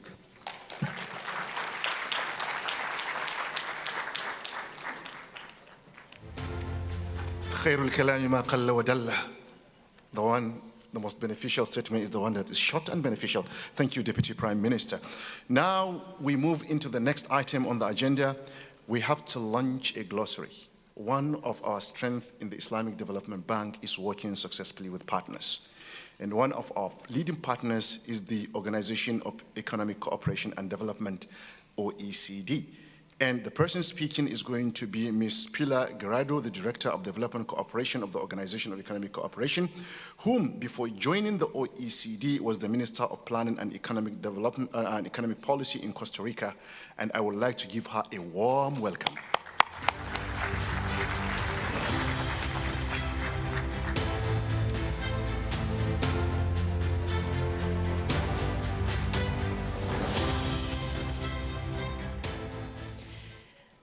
Your Highness, Excellencies, distinguished guests, and esteemed colleagues, first and foremost, I would like to extend my heartfelt gratitude to our hosts and also to the Arab Coordination Group for convening this event that we are celebrating now, this 50th anniversary of the Islamic Development Bank. It is an honor to stand here before you on behalf of the Secretary General Matthias Cormann to also mark this milestone to launch the glossary of terms in evaluations and results-based management, a joint publication of the OECD and the Islamic Development Bank. In the face of complex challenges that confront us, those of us who are committed to achieving the Sustainable Development Goals through trust-based partnerships recognize the imperative of learning. We cannot afford to waste time on endeavors that prove ineffective. We must constantly question and learn from our mistakes and from our successes and correct course when needed. Only then we can actually deliver progress and action that citizens worldwide are demanding from governments and international partners. Evaluation stands as a beacon in this context of polycrisis that we are now facing, offering invaluable insights to inform and actions, and also to help hold development partners accountable for shared progress. The OECD firmly supports the institutionalization of evaluation as a part of good governance and underscores the need for more robust systems encompassing statistics, monitoring, evaluations, and results-based management. As we gather to commemorate this 50th anniversary, I would like to congratulate the Islamic Development Bank for the considerable progress you have made in embedding the culture of evaluation and learning and accountability across your institution, including with the 2022 Independent Evaluation Policy. I am very happy to see that the ISDB and other ACG partners are engaging closely to the Development Assistance Committee on a range of issues, including monitoring and evaluation as the participants to the Result Community of Practice, the COVID-19 Global Evaluation Coalition, and more recently, we're pleased to have the Evaluation Department as an official observer in the DAC Evaluation Network. The genesis of this glossary in the late 1990s marked a paradigm shift turning our focus from expenditure to impact. And it was a first step to also provide some clarity, streamlining or this jumble of very confusing and divergent phrases, concepts, and abbreviations that were used by different actors in the international development field. Looking forward, we want to continue to work together and redouble our efforts to not only produce credible and high-quality evaluations, but also to systematically glean wisdom from them in order to integrate better evidence throughout the whole project management cycle. The glossary that we present today in Arabic, English, and French serves as this cornerstone for our collaboration. Together, the OECD and the ISDB, we have translated and adopted many various OECD norms and standards, and this glossary provides us with a common language and a shared understanding, which are so critical for forming effective partnerships and working together towards our collective aspirations for sustainable development. It is a concrete example of effective collaboration across diverse member countries, and it demonstrates the capacity to work together towards our shared goals. It also provides a useful foundation for collaboration with our partner country governments and also with the local communities, in line with our commitments to support and use country systems and mutual accountability for development results.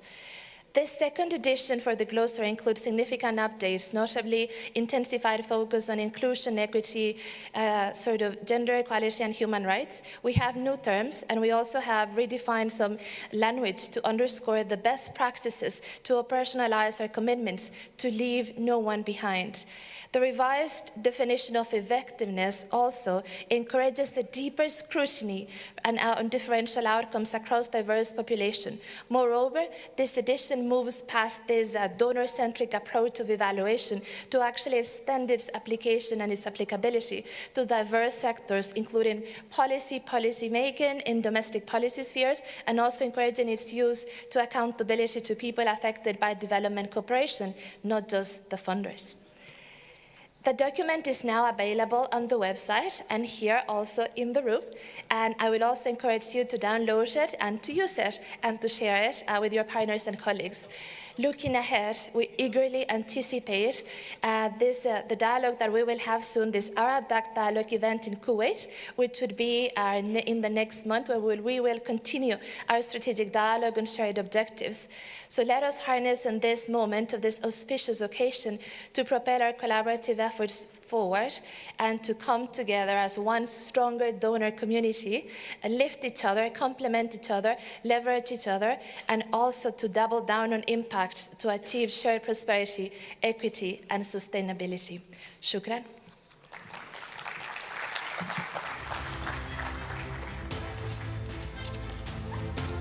Thank you. That was fast and smooth. Thank you very much. Can we give her a round of applause, please? As I said, the timing is short and there is another event that is coming in, so inshallah we'll round up. It's now my honor and pleasure to invite Her Highness Princess Noof bint Muhammad Al Saud, please to come and deliver a statement, inshallah.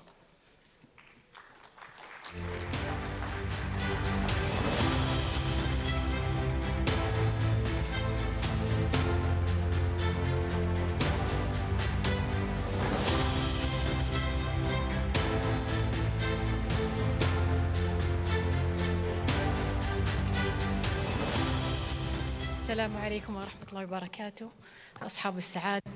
Your Excellencies, the Ministers, Your Highnesses, first of all, I'd like to thank the IDB and the coordination group, and I apologize. I thought that it will be a panel discussion, but just to be brief, the education issues are multiple and they require dissection and some analysis. And I think one of the reasons for the problems in the education is that education started, as we see it today, because of the need after the Industrial Revolution in order to cater for the needs of the private sector. It did not have the developmental and the economic vision for the real economy and the macroeconomy. And number two, we find that the existing curriculum does not fulfill the existing and the future needs. And we have a study about youth outside schools and outside employment. And the common factor, they are in urban or rural areas. The common factor is that the education is not fulfilling their needs, and this compelled them to use social media platforms or other private platforms in order to develop their skills, the leadership skills, and to develop the result-based management and working on their psychology and their health, and to work in an environment-friendly fashion, taking into account climate change and how it affects health and the modus operandi of any work. Another problem that we are facing is the lack of investments in teachers. Teachers, yes, there are many teachers, but they have very big tasks and they do not receive the deserved support. They are not paid well, and they are not empowered, and sometimes we hold them responsible for the results on the outcomes. And if we examine the most difficult problem, it's the funding. The funding gap for the education only is more than $90 billion. So how can we resolve this dilemma in a way that leads to development? So it is about the blended funding, and for the blended or the combined funding, the private sector should be part of it, because without the private sector, we cannot achieve the envisaged results. But this also carries with it some big challenges, including governance and how the outcome can be measured, because the private sector focuses on the financial profit, and we want the human profit and the development profit, not the financial one. And in order for this mechanism to be successful, and in order to give the countries in need and the least developed countries and the developing countries, how can we deliver to them the necessary financial support, and without dumping them in additional debt, we have to engage other partners with us. We always hear about the PPP, and I add to it PPSES-MP.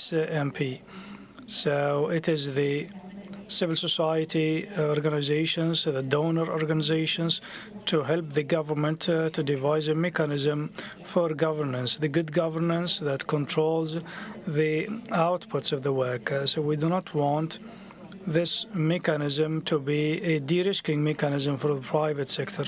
So we have to set different success criteria in order to succeed and in order to bridge this huge gap. So some of you may disagree with me if I say that the infrastructure might be the easiest problem, because for the infrastructure we can measure it, and we know what tools we need, and we can evaluate it or we can assess it. But what we need is to work on the infrastructure of people. If you teach a person, you change him. And it's about the skills and the empowerment. And then wars and floods will not affect the person. So the problems that we face in different countries will not eliminate the ability of this person to think, innovate, and create his own future or her own future. And I ended there. A final point that I wanted to highlight: I think the only institutions that are capable of making a project like this a success, these are the institutions that are here, the IDB, the coordination group, and their likes, because of their values and Arab and Islamic principles that care about building humans. And I think this group that we have is a new model that is very progressive, very advanced to what we have now, and this is a model to be followed. So I'd like to thank you for what you have done, and we are looking forward for more. Thank you, the ISDB, and thank you for the global partners for development who achieved the results of this new partnership, and we are expecting more from you. Thank you.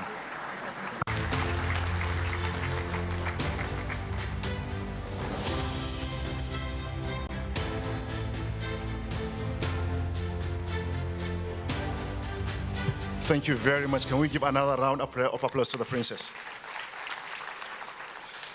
Yes, we apologize because there will be another event exactly at 2 o'clock where, we are going to have dignitaries coming.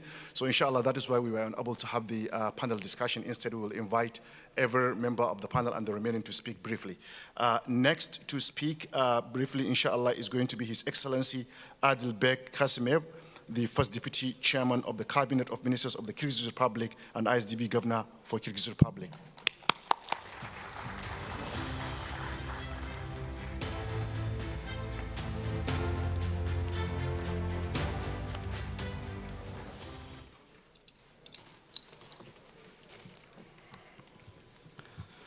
Шукран. Спасибо большое. Ваше Высочество, принцесса Нуф бинт Мухаммад Аль-Сауд. Thank you, Mr. Chairman. Thank you, Her Excellency, Her Highness, the Princess Nuf Al Saud. First of all, I would like to thank the President of the Islamic Development Bank in the modern world, the successful development. I'd like to thank His Excellency Dr. Muhammad Sulaiman Al-Jaber and his team for organizing this event. In the modern world, the successful development of the national education system is impossible without international cooperation. We have many years of successful experience of cooperation with both the IDB and all the funds of the Arab Coordination Group. Our country recognizes the special importance of the development of human potential on which the future of the younger generation directly depends. At the end of 2023, Kyrgyzstan ranked 45th out of 166 countries in terms of the Sustainable Development Goals and is the leader among the countries of Central Asia. At the UN General Assembly in September 2023, the President of the Kyrgyz Republic, Sadir Japarov, announced the Kyrgyzstan's readiness to make specific commitments to accelerate the achievement of the Sustainable Development Goals and strive to become one of the top 30 countries in the world by 2030. At this summit, one of the main areas of work of Kyrgyzstan until 2030 was identified as improving the indicators of the SDG number 4, quality education, which in turn will have a multiplier effect on the achievement of other sustainable development goals. I can note that Kyrgyzstan is committed to the full implementation of the global agenda for sustainable development until 2030, which is directly integrated into the national development program of the Kyrgyz Republic until 2026. I'd like to take this opportunity to express my gratitude to international development partners who make a significant contribution to the implementation of innovative educational programs. Here I'd like to dwell on the cooperation with the Global Partnership for Education, which supported the implementation of the project strengthening the foundations of learning in the amount of $4.8 million. Thanks to the project, rehabilitation work was completed in 41 community kindergartens. The necessary furniture, play, educational materials for 60 community kindergartens were purchased, and for the first time, a digital training course was developed for distance learning for teachers and education of preschool children in the direction of STEM. Separately, I want to mention the technical assistance in the development of the strategy for the development of education of Kyrgyzstan Republic for the period from 2021 to 2040. The implementation of this component will be an impetus for the development of the entire education sector sector in the country. I'd like to take this opportunity to note that the funds allocated by the Saudi Fund for Development in the amount of $50 million will be used for the construction of 36 public schools and 10 children educational institutions. The Islamic Development is expected to provide $10 million in financing to strengthen the education system in Kyrgyzstan.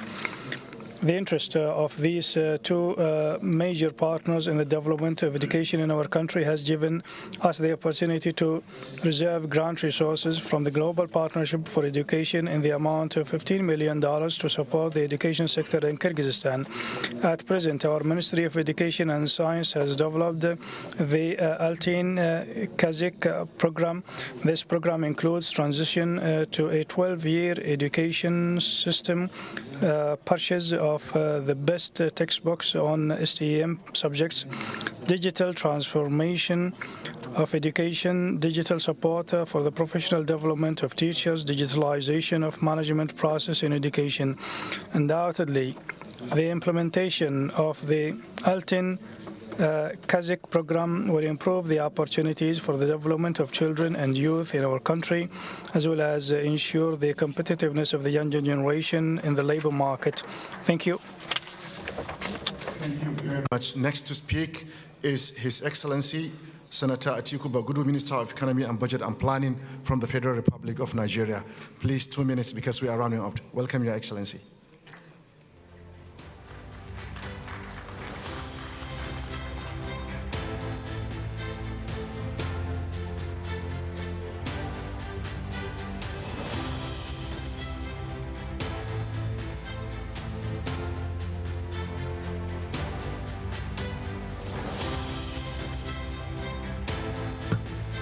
Thank you, and let me thank the Islamic Development Group and all members of the Arab Coordinating Group who have in one way or the other support Nigeria's development, especially in education, among others. I present goodwill from Nigeria's President Asiwaju Bola Ahmed Tinubu to all the members of the Arab Coordinating Group, and I'm here with my brother, the Coordinating Minister of the Economy, Olawale Edun. And on behalf of all of them, we congratulate the Islamic Development Group on the Golden Jubilee, and in particular, all members of the Arab Coordinating Group who have been involved in different ways in Nigeria's educational journey. We have benefited tremendously as a country from the support of different members of the group. The Saudi Fund Development has been supporting, among others, Kaduna State, and they have over $50 million program running, as well as Qatari Foundation, Qatari Charity, and indeed Kuwait Foundation. This is not a one-off, it's collaborative, and President Asiwaju Bola Ahmed Tinubu believes that the world is wealthy enough to democratize content. We believe that with collaboration, we have the wherewithal to ensure that every child in this planet have access to content, educational content, and cooperation in which he or she can do better. Therefore, Nigeria will continue to engage with all collaboratively in order to ensure that every child is included, both within Nigeria, within the sub-region, and also to share our experiences with others in the world. We thank you very much for inviting us. We appreciate the opportunity to express our goodwill. Thank you.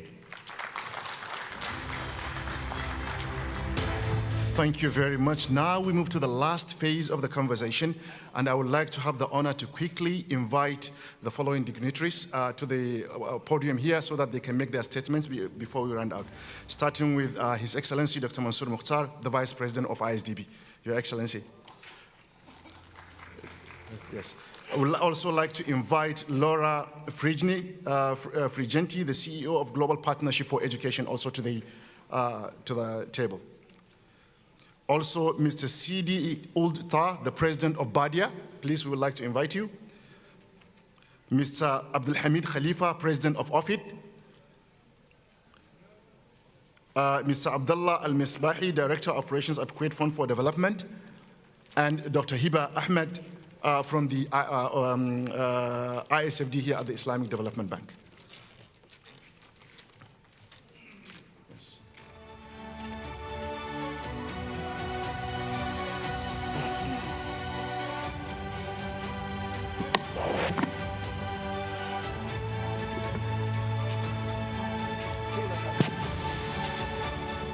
Now, this is a pledging and commitment session.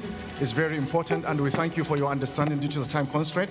So I would like to give each one of you 1 minute to please deliver the pledge, and then inshallah we will round up. I understand that Her Excellency Dr. Hiba Ahmed has an event that she's going right now. So I would like to start with you, please. 1 minute, please. Thank you very much. The Islamic Solidarity Fund for Development is the arm of the Islamic Development Bank for poverty reduction. We think there is a close